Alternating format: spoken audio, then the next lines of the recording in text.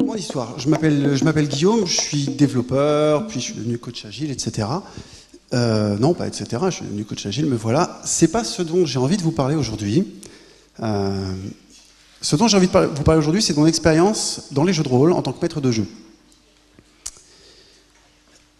Pourquoi je vous en parle? Il paraît, on m'a dit, qu'il y a un parallèle fort avec le management et qu'il y a beaucoup de choses sur la facilitation. C'est vrai. C'est pour ça que je pense que ça mérite qu'on en parle si ça vous intéresse. Par contre, un petit disclaimer, une petite mise en garde. Je ne vais pas faire, moi, ce parallèle avec les situations de management. Je vais vous raconter mon histoire en tant que pratiquant maître de jeu, comment mon style a évolué, qu'est-ce qui m'est arrivé. Alors on a un temps assez court, mais je vais essayer de temps à autre, peut-être je vais vous solliciter pour que vous me disiez si vous voyez des rapports entre ce que je raconte et des situations professionnelles. Moi, pratiquement, je ne vais pas parler de trucs professionnels. Première question, dans la salle, qui a déjà pratiqué des jeux de rôle papier avec dés, etc. Ok, vous pouvez rebaisser la main. Qui ne sait pas ce qu'est un jeu de rôle traditionnel sur papier avec des dés? Et voilà, j'ai quelques mains. Donc j'explique très vite et le reste vous le comprendrez quand je raconterai. On se réunit avec une bande de joueurs. Vous imaginez les jeux de rôle sur jeux vidéo. Cette fois-ci, ça change, c'est plus traditionnel. Ça a été inventé dans les années 70. Quand je me réunis avec des joueurs, on dit que je suis maître de jeu, c'est-à-dire que je raconte une histoire. Sauf que ce que font les personnages principaux de l'histoire, les héros, c'est pas moi, ce sont les joueurs. Chaque joueur fait la destinée d'un héros. Donc, ça peut être des scènes toutes bêtes comme, moi je dis, vous êtes arrivé dans une auberge après un long voyage où vous avez aidé un marchand, je sais pas quoi, et tout d'un coup, vous voyez qu'au fond de l'auberge, un type patibulaire, vous voyant arriver, jette un coup d'œil inquiet à gauche et à droite, et vient droit vers vous, s'assoit à votre table et dit « J'ai besoin de votre aide ». Et là, je me tourne vers les joueurs et je leur dis « Que faites-vous » À eux de parler, à eux de jouer la scène. Quelquefois, c'est de la baston, donc je dis qu'est-ce que vous faites dans la baston? Est-ce que vous tapez? Et éventuellement, on lance des jets de dés pour tout ce qu'on ne peut pas faire en se racontant autour d'une table, du genre qui c'est le plus fort entre toi et ton adversaire? Est-ce que tu esquives assez vite? Pour ça, on lance des jets de dés.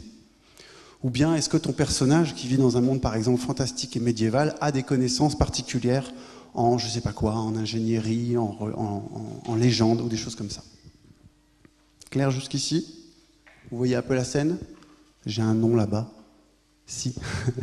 Donc je vois tout d'ici. Pourquoi on fait ces choses-là? Parce qu'on s'éclate. Parce qu'on a accès à un monde illimité. Vous connaissez peut-être Game of Thrones. Et si c'est depuis plus d'un an ou deux, c'est que vous l'avez piraté, bande de petits malins. Mais vous connaissez sûrement ces grandes productions qu'on a, ou Le Seigneur des Anneaux. Et qu'est-ce qui passionne tout le monde? C'est le degré de détail, de précision et puis même d'aboutissement dans la narration, tous les détails, tous les personnages, les vêtements, les armes, la structure entre eux, etc. Vous, ça vous est accessible aujourd'hui. Pour les joueurs de jeux de rôle, ça fait des années qu'ils vivent ça, à longueur de partie.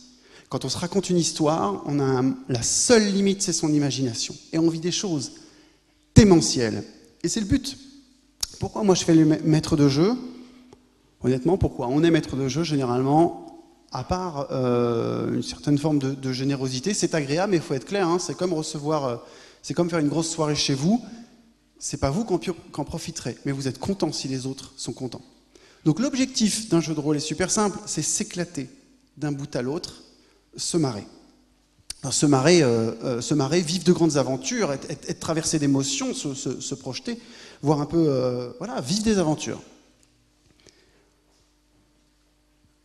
Alors, moi j'ai commencé les jeux de rôle tout juste fin du lycée et pendant mes études. Et j'ai quelques histoires à vous raconter pour vous dire ce qui a forgé mon envie d'être maître de jeu et le style que je voulais adopter. Alors, c'est pas des histoires qui donnent une très bonne image de ce qui se passe, enfin une image très positive, mais je me suis aperçu en faisant la session que mince, c'est des histoires négatives qui m'ont forgé. Première histoire, comment mon premier perso est mort.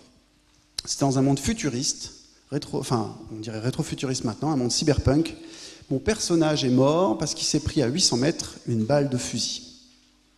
Problème. Moi, j'étais pourtant sûr que là, sur la carte qu'on avait dessinée entre joueurs et maître de jeu, il y avait un mur, de l'autre côté, il y avait un grand bâtiment, et les gens qui tiraient étaient de l'autre côté.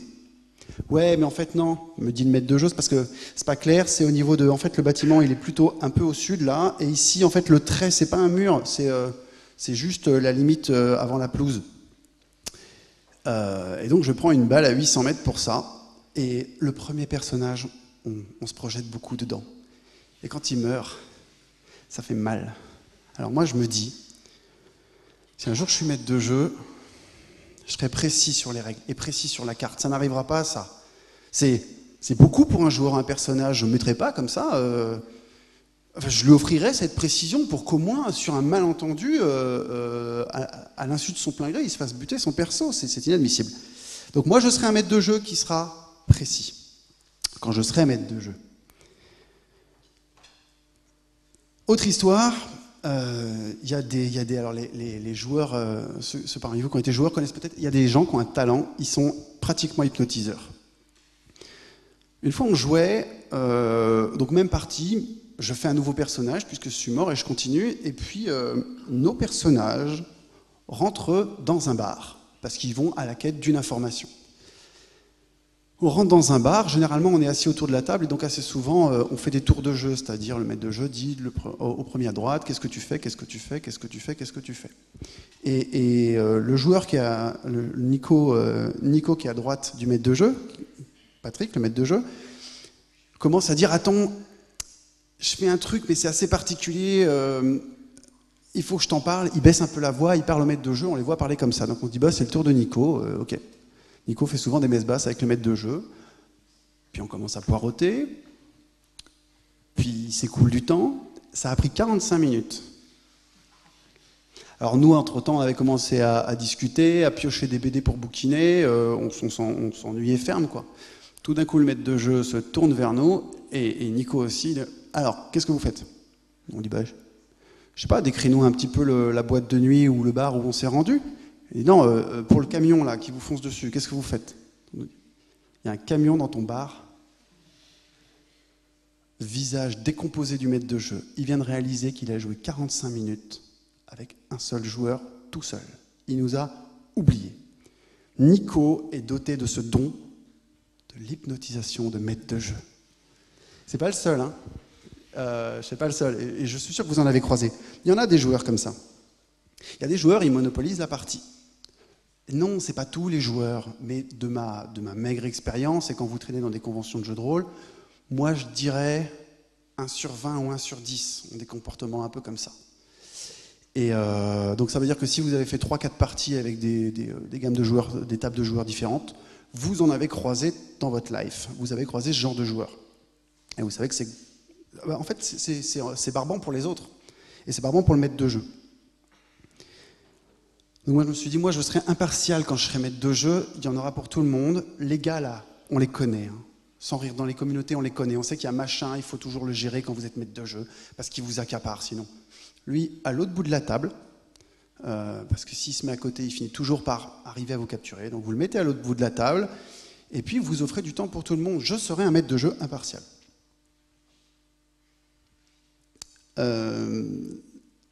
Bon, les joueurs sont pas tous comme ça. Non, c'est vraiment une minorité, mais j'ai encore eu 2 histoires pas top. C'est filmé, c'est ça? Bon, là, je vais changer les noms. Voilà, je vais changer les noms. Alors, comment vous dire ça? La fois où le personnage de Jean, appelons-le Jean, a été sauvé. On est dans une partie médiévale fantastique, une super partie, donc ça se passe dans un monde type Seigneur des Anneaux. Et puis il y a un jeune personnage qui prend le coup d'épée de trop. Normalement, il va mourir, il est sur le point de mourir, il est déjà tout sanguinolent. Donc là, normalement, il y a un personnage classique, c'est le prêtre. Les prêtres, ils ont accès à de la magie de guérison. Et donc, le personnage, disons, de Pierre va pouvoir lancer un sort de guérison. Par contre, dans l'état où est le personnage de Jean, ça va être hyper dur. Le maître de jeu nous dit, bah là les gars, Ça tient du miracle. Il va falloir que vous me fassiez un truc de fou au dé pour réussir. Le jet du sort de guérison, il faut que tu me fasses au-dessus de 90, quoi, sur 100. Donc, un dé à 100 faces. Je vous passe les détails, mais on a des dés à 100 faces. On a des dés à 100 faces, où vous jetez 2 dés 10. Les dizaines, les unités, voilà. Et là, on est tous en haleine. Les deux jettent le dé, et là, ils regardent, ils font 96. Cri de joie, il est sauvé, le groupe peut continuer, il n'y a pas eu de mort, c'était un assaut fantastique. Super, quoi. Super, super, super, la partie continue, la partie se termine, et après, moi, j'en cause avec Jean, le personnage qui a été sauvé, le gars dont le personnage a été sauvé. Mais c'est vrai que je remarque que pendant la partie, Jean, il fait un peu la tronche. Il n'est pas très enthousiaste. Donc après, je lui dis, était bien cette partie, qu'est-ce qui va pas? Il me dit, tu sais, moi, j'aimerais bien changer de perso. Je lui dis, t'es con, tu viens d'être sauvé. Il fait, non, t'as pas compris. Moi, le dé, j'ai vu 37. Alors, Pierre était là, il a dit 96 et tout, mais moi, j'ai vu 37. Je dis, ça va, on s'en fout. Enfin, bon, voilà, ok. Il gruge un peu au dé, il dit, ouais, mais qu'est-ce que tu veux que je fasse avec mon personnage? Tout ce qu'il a accompli maintenant, j'en ai rien à foutre. Il est mort dans le jeu, en fait. C'est quelle histoire je vais pouvoir me raconter? Vu comment je l'ai joué, il est mort, c'était la fin de son histoire. Toutes les actions héroïques, par la suite, je sais qu'elles sont basées sur du faux, de la triche. Enfin, j'y suis pas, je le sens plus, ce personnage. Le point pour moi, c'est, voilà, il y a des gens qui trichent au dé. Et je rappelle, hein, tout ça, ce sont des amis. Donc, il faut le gérer. Il y a des gens qui trichent au dé, et pour les joueurs, c'est une plaie. Au hasard, quand un autre personnage, un autre copain, par exemple, il a la faculté, quand vous avez 30% de réussite sur un jet, généralement, vous faites une partie avec lui, 80% de ses jets réussissent à moins de 30%. Vous voyez le truc? Fais moins de 30% pour voir. Réussi, réussi, réussi, réussi, réussi, réussi. C'est énervant. Et quand vous êtes joueur à côté de lui, c'est énervant parce qu'il vole toutes les réussites, toutes les récompenses. Son personnage est brillant, flamboyant, etc. Vous doutez que... Alors, il y a des techniques pour les jets de dés. Vous reprenez les dés, 96. Ou alors, il y a les joueurs qui, machinalement, ils jouent des dés comme ça. Un petit qu'Emilie m'a prêté. Donc, ils sont là, ils tripotent, quoi. Alors, vous faites un jet de perception. 11 sur 12. Ou alors, c'est... Faites un jet de perception. Quoi? On fait un jet de quoi? Hop, donc il réessaye, il se fait surveiller. Donc bon voilà, il y a des gens qui prennent des... Alors comme on est entre amis, ce qui est rigolo, je m'aperçois, on ne se confronte jamais à ça, mais il y a une règle qui est tacite. Moi j'ai vu les autres maîtres de jeu le faire, et donc je l'ai appliqué à mon tour. Le jet, tu le jettes devant moi, et quand je te le dis. Amusant, non dit. Personne ne triche, mais tout le monde est d'accord pour dire que les jets, ils sont jetés devant le maître de jeu. Et donc moi je me suis dit... Non, ça, moi, quand je serai maître de jeu, les gars, je ferai comme les autres maîtres de jeu, on jettera devant moi, il n'y aura pas de triche, on ne défavorisera pas et on ne favorisera pas des joueurs à cause de ça. Juste, il n'y en a pas des masses, mais il y en a, c'est une tendance, c'est comme ça, c'est facile. Le pire du pire que j'ai vu sur de la triche, c'était un scénario où les héros arrivaient dans un village après un long voyage. Et en fait, dans ce village, ils savaient qu'au loin, dans les montagnes, il y avait des hommes scorpions qui étaient des gros méchants qui voulaient leur taper dessus. Et dans ce village, il se passait des choses un peu mystérieuses. Et à un moment, pour aller le résoudre, il fallait le point clé du scénario, il fallait aller voir l'ermite du village qui était un peu à l'écart. Et en fait, l'ermite était mort depuis plusieurs mois, mais depuis plusieurs mois, c'était un mage homme scorpion qui prenait l'illusion d'être l'ermite et qui manipulait tout le village. Donc les joueurs devaient y aller, ils ne devaient pas le voir, et quand ils le déclenchent, c'est le point d'orgue du scénario, quoi. Le petit bonhomme devient un grand homme scorpion qui lance de la magie, il faut lui taper dessus, enfin voilà. Et puis quand ça a eu lieu, ils l'ont trouvé très vite, grâce à, appelons-la Marie. Marie l'a trouvé très vite, a vite orienté les choses. Et il y a quelque chose qui m'étonnait avec Marie, c'est que sur son cahier, elle dessine beaucoup. En début de partie, elle avait dessiné un espèce de bonhomme, et sous sa cape, il y avait un corps d'homme scorpion. Et devant la cape, c'était un vieillard. C'était mon ermite, quoi. Elle le savait avant qu'on en arrive à cette phase du jeu, avant même que j'ai parlé de l'ermite. Et j'ai vite compris, en fait, qu'il ne fallait pas laisser traîner mes manuels où il y avait des scénars déjà écrits. près d'elle. Elle a regardé le manuel. Alors vous pouvez vous dire après tout si ça lui fait plaisir comme ça, mais pour tous les autres joueurs, elle a influencé. Enfin moi qui le savais, je sais qu'elle a influencé le jeu. Puis je me suis fait chier à préparer ça. Je voulais voir la surprise sur leur tête. Enfin, c'est le truc que je prépare et hop, spoil quoi. Voilà, elle a spoilé le jeu. Ça c'est le pire que j'ai eu. Donc je sais que quand vous avez des joueurs, vous mettez ça dans un classeur et vous fermez votre classeur quand vous vous barrez. Et c'est pour ça qu'en tant que maître de jeu, on a souvent un écran en carton comme ça, pour avoir ses notes et ses choses derrière. Mais je sais que malgré l'écran en carton, vous devez refermer, vous embarquez ça. Alors voilà, je suis devenu maître de jeu. Et puis j'ai appliqué ces choses-là, comme vous voyez. Je vérifie que les joueurs m'accaparent pas, que tout le monde a son tour. Je vérifie l'application des règles. J'essaie d'être précis sur la carte, que les jets de dés se fassent devant moi, que personne ne truste sur les autres, qui ne triche pas avec le scénario éventuellement. C'est fatigant, ça demande de l'énergie, mais après tout, c'est le jeu, quoi. C'est comme ça. Voilà. Enfin, c'est ce que je pensais. 4 ans, c'est cool. 4 ans, c'est fin de mes études, non, un peu plus, là. Fin de mes études, il se trouve qu'on se perd de vue, on arrête de jouer, et puis on se retrouve. 4 ans plus tard, à mon anniversaire, entre vieux copains qui avons finalement maintenant 2-3 années d'expérience, donc je dirais, ça y est, on est installé, on n'est plus en train de s'arracher comme des fous pour réussir nos stages. On a du temps. Et puis, il y en a un qui se dit, dis donc, qu'est-ce qui nous empêche de rejouer?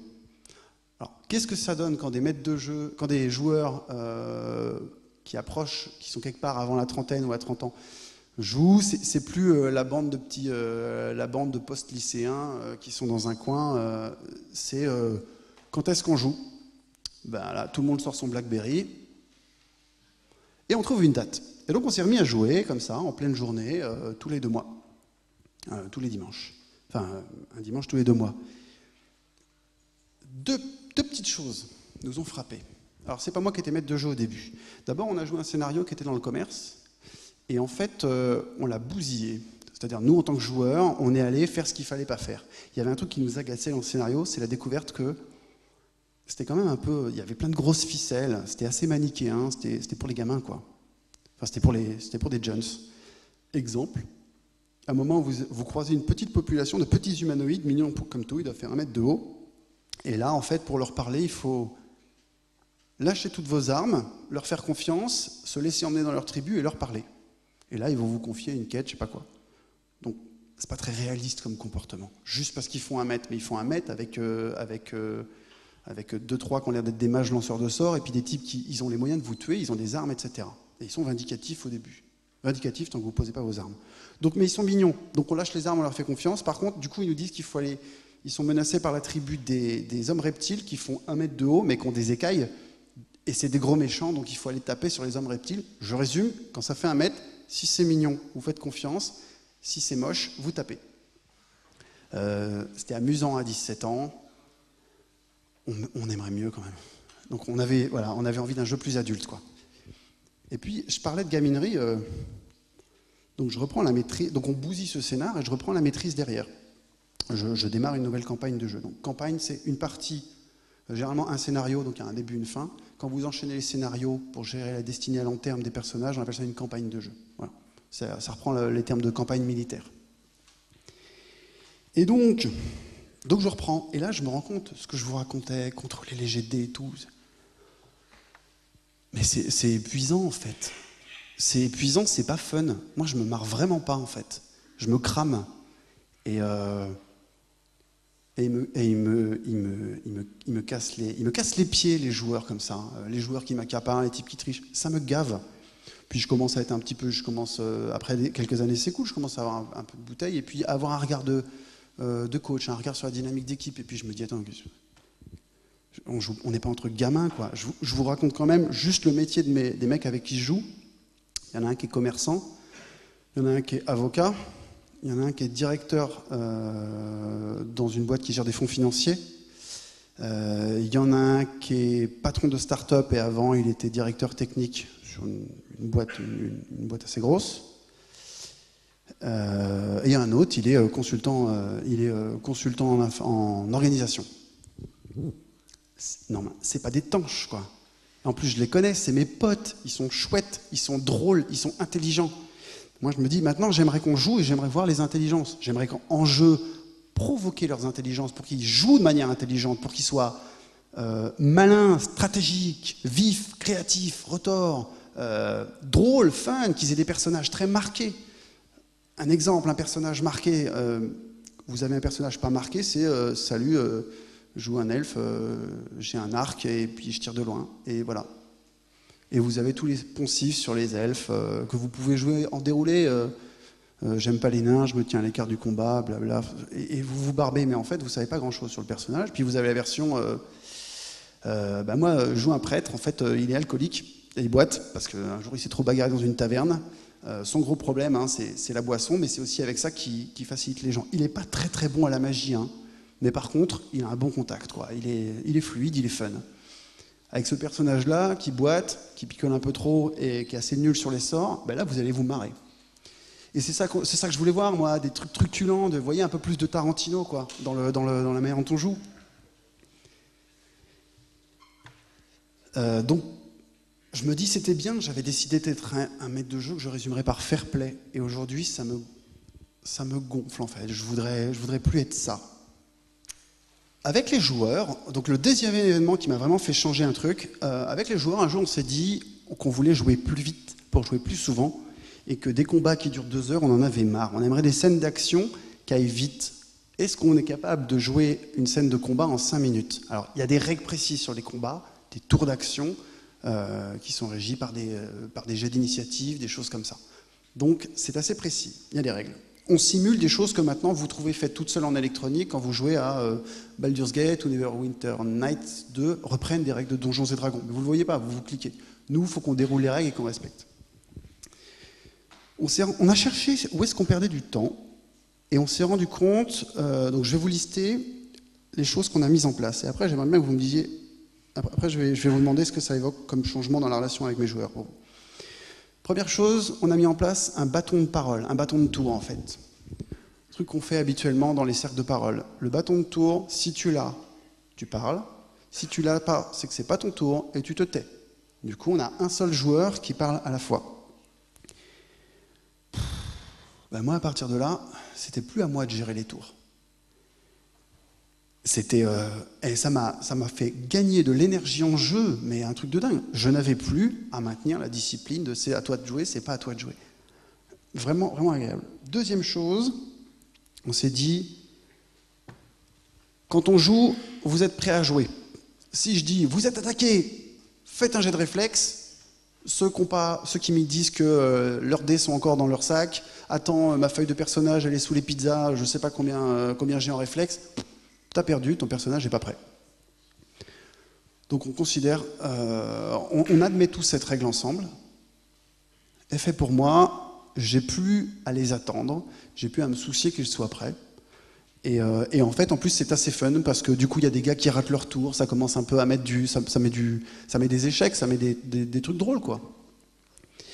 Ça rajoute des péripéties. Alors, je vais essayer de pas trop rentrer dans les détails là-dessus. Il y a un point qui est particulier, c'est la gestion des règles complexes. À Donjons et Dragons, comme dans d'autres jeux, vous avez les attaques de base. Vas-y, tu tapes, jette un dé. Et vous pouvez faire des attaques spéciales.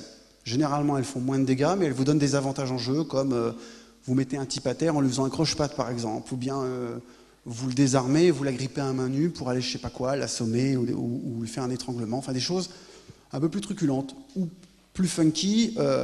Vous faites des flip-flaps autour de lui et vous esquivez comme ça en faisant des acrobaties plutôt qu'en vous battant à l'épée. Jusqu'ici, le problème de l'application de ces règles, c'est qu'elles sont complexes. Quand c'est le tour du personnage, il fait attends, je vais jouer ce truc-là. Là, vous dites, ok, comment tu fais? Il dit attends, il fouille dans le manuel, il regarde. Donc ça, on a décidé que c'était plus le cas. Si tu joues une règle spéciale, elle est prête, le manuel est ouvert à côté de toi. Et si tu sais pas ce que tu fais, bah t'as perdu ton tour. Si t'as pas réfléchi à ce que tu fais, si t'es pas prêt à jouer, tu perds ton tour. Eh ben, il s'est passé un truc marrant, c'est que du coup les joueurs se sont mis à fouiller plus en amont les règles spéciales et ils ont fait beaucoup plus d'attaques spéciales et on a commencé à vraiment bien rigoler. Ça paraît super carré, hein, super à la schlag, mais en fait enfin, ça a complètement changé les combats. Ils ont sorti des règles de derrière les fagots. On a vu des trucs. On était plus dans du John Woo, quoi. Ouais, plutôt que dans, je vais pas dire d'Eric, mais voilà. Donc on avait des combats qui commençaient à bouger dans tous les coins. On se marrait bien. Et moi aussi, en fait, j'ai commencé à bien me marrer. Alors il y avait un truc sur ces règles quand même. C'est que souvent, il y a des ambiguïtés et il faut les trancher. Et ça met tout un débat entre... Alors, je vous ai dit qu'il y avait un avocat parmi eux. Donc, vous êtes sûr que la règle, il la connaît sur le bout des doigts. Il ne se gênera pas pour en oublier des subtilités qui lui sont défavorables. Et en fait, moi, ça veut dire qu'il faut que je connaisse sur le bout des doigts ces règles-là. Et quand j'ai un doute, généralement, je dis non. Parce que je sais un petit peu comment ils sont, quoi. Mais ce qu'on a mis en place, c'est que, en fait, je ne suis plus le maître des règles. S'il y a une interprétation sur les règles, donc je rappelle déjà que le bouquin, on l'a à côté. Si on a un doute, on dit que 1, je tranche en live. Donc c'est moi qui dis, ça se passe comme ça ou pas comme ça. Et 2, ça ne fait pas jurisprudence. Ça veut dire que la décision prise pendant le combat, s'il s'avère qu'on avait mal compris la règle, eh ben on jouera la règle autrement les prochaines fois. C'est arrivé comme ça pendant ce combat, et puis c'est tout.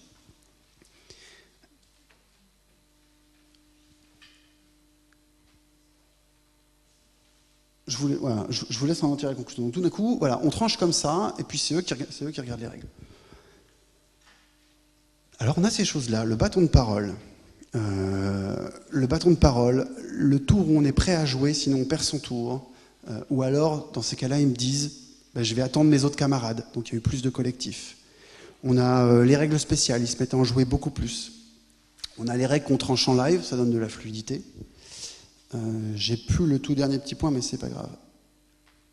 Est-ce que vous avez déjà une idée de ce que ça a changé en fait en termes de relation qu'il y a entre moi et les joueurs, en termes de posture? Je répéterai vos réponses, donc vous pouvez les crier. J'ai pas entendu. Quelqu'un a parlé? Non, personne n'a parlé. Bon, on a du temps, donc je ne vais pas attendre que vous arrêtiez d'être timide. En fait, ces 4 règles, elles me mettent plus dans la boucle. Je perds des responsabilités. Je ne suis plus responsable de la discipline des tours. Je ne suis plus responsable de l'application précise des règles. À la rigueur, je suis juste l'arbitre pour vérifier l'équilibre du jeu. Je ne suis plus responsable qu'ils soient prêts à jouer. On a même ajouté une petite chose. On a même ajouté le fait que entre chaque tour de personnage, on s'arrête et on dit est-ce que tout le monde a tout compris sur la situation?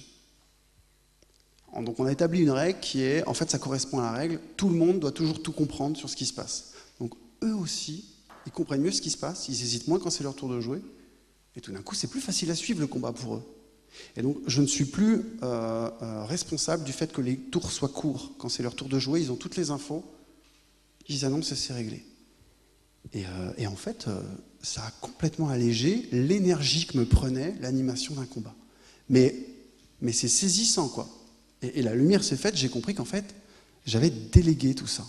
Je m'étais dépouillé, j'avais utilisé la co-responsabilité. Du coup, j'ai voulu aller un petit peu plus loin. Donc j'étais devenu un maître de jeu collaboratif. Et je me suis rendu compte à quel point le fait d'avoir des joueurs... pas toxique, mais un peu tricheur, un peu ceci, un peu cela. C'est investissant un jeu et des fois on oublie les autres.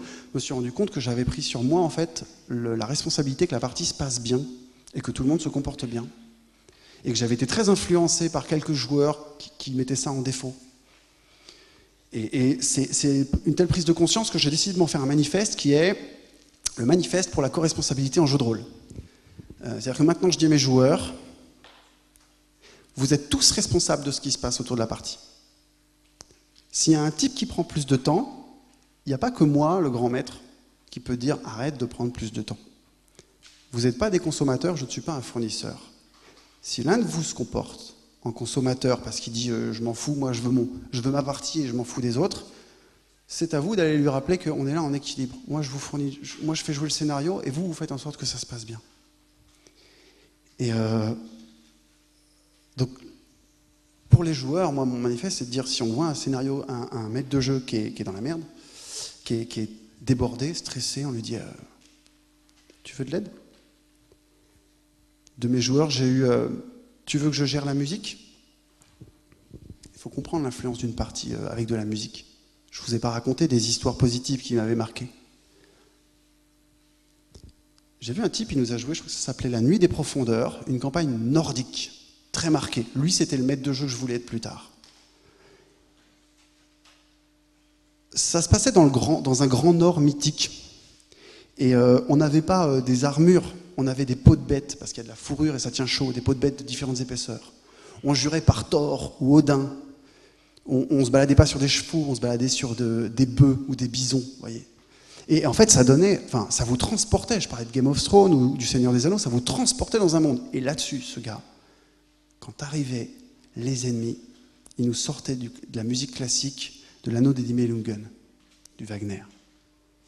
Vous n'aurez pas cette expérience dans une salle de cinéma, quoi. Chaque type d'ennemi avait en plus sa musique type. Moi, c'était mon but d'être ce gars-là. Mais tant que j'étais dans le fair play, le contrôle, non. Avec le collaboratif, je m'apercevais que c'était possible, mais je ne voyais pas encore comment. Et l'un de mes joueurs me dit, si tu veux, je peux prendre la musique. Si tu veux, je peux gérer les tours d'initiative. Puis je suis allé plus loin. J'ai dit une fois, il croise un petit commerçant, un type dont j'ai absolument pas prévu le nom, et je suis en manque d'inspiration. Je leur dis, comment il pourrait s'appeler ce commerçant? Et hop, je leur délègue le nom des personnages non joueurs. Je leur délègue de l'improvisation, de la création. Et tout d'un coup, je suis juste un mec assis à la table des joueurs, en fait, en train de jouer avec eux. Et ils participent tous à la manière dont ça se passe, même un peu sur le scénario. Qu'est-ce qui me reste à ce moment-là, en fait? Il me reste à me réconcilier avec une expérience que je n'ai pas comprise pendant 15 ans. C'est Marc qui me l'avait fait jouer sur la fin de nos études. J'avais donc déjà un petit peu, je savais ce que je voulais être comme maître de jeu, je l'ai dit, précis, fair play, impartial. Et puis je joue avec un copain, comme ça, là, quasiment à l'impro, on est 2-3 avec lui, et il nous fait jouer un truc. Et alors lui, il met pas de notes, vaguement quelques trucs jetés, et on a l'impression que quoi qu'on fasse, c'est libre. On peut y aller, quoi. Et moi, je me dis c'est moyen, parce que je sais qu'il faut quand même des règles pour emmener les joueurs. Pour faire tenir le challenge. Il y a un contre-exemple que j'aime bien, j'appelle ça emmerder le dragon. Quand il y a un dragon dans un scénario, c'est censé être la grande chose qui fait très très peur et qui est très très dangereuse. C'est un genre de dieu vivant, un dragon. Il souffle un coup de feu, vous êtes mort. Et quand vous mettez des joueurs à côté, il y en a toujours un pour dire pour lui balancer des vannes. Alors qu'est-ce que vous faites quand il balance des vannes? Au niveau réalisme, vous devriez dire vous êtes mort, vous avez énervé le dragon. Ah ouais. Et si vous ne le faites pas, c'est que le début.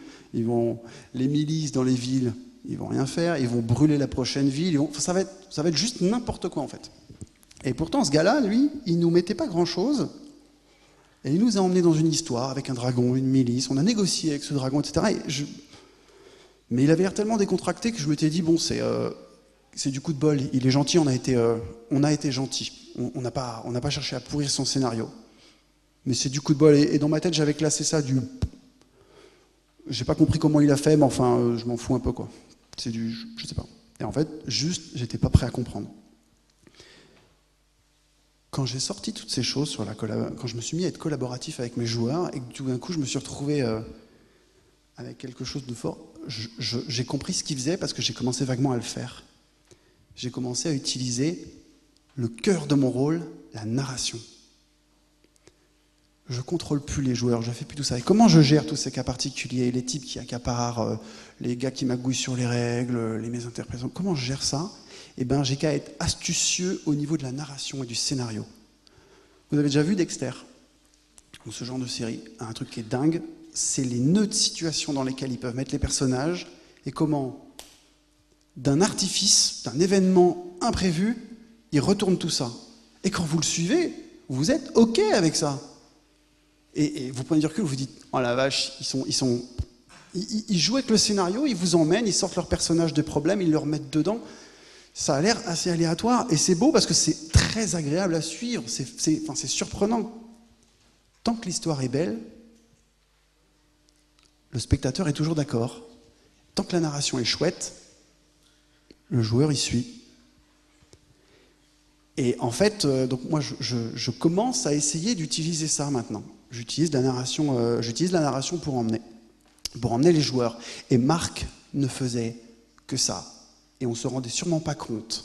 Il n'avait pas l'air de nous contrôler, mais je pense que l'histoire autour de nous était réemmenée pour nous emmener là où il voulait. Et parce que le truc, c'est la partie sûrement la plus fun de ma vie, quoi. On s'est déchiré, on a accompli des gros trucs, et on s'est vraiment marré. C'est-à-dire, j'ai plus les détails en tête, mais on se prenait pas la tête, en fait. C'était pas une partie sérieuse, et c'était une super partie. Et maintenant j'ai compris, en fait, que voilà, lui, il le faisait d'instinct, il l'avait appris parce qu'il jouait depuis qu'il était gamin. Et donc, au début, il jouait comme un enfant, en fait. Et c'était ce que je m'étais dit, mais non, en fait. Et moi, j'avais perdu des trucs en étant adulte. Un petit cas simple, comment j'ai mis mes joueurs au pas, juste pour vous donner ce que ça peut donner la narration. Je ne m'attendais pas à l'effet de ce que je vais vous raconter. Les joueurs, c'est des gros rebelles. Ils ont appris à jouer quand ils avaient 17 ans à peu près, enfin ça dépend, mais souvent ils régressent un peu, c'est des gros rebelles. Quand il y a des flics, ils les envoient paître. Quand il y a une guilde de voleurs, parce qu'ils ont décidé de voleurs, ils disent « Ok, mais je veux bien voler, mais je ne rentre pas dans ta guilde. » Donc, ils n'aiment pas l'autorité, ils veulent faire ce qu'ils ne font pas dans la vie, c'est à ça que sert le jeu de rôle.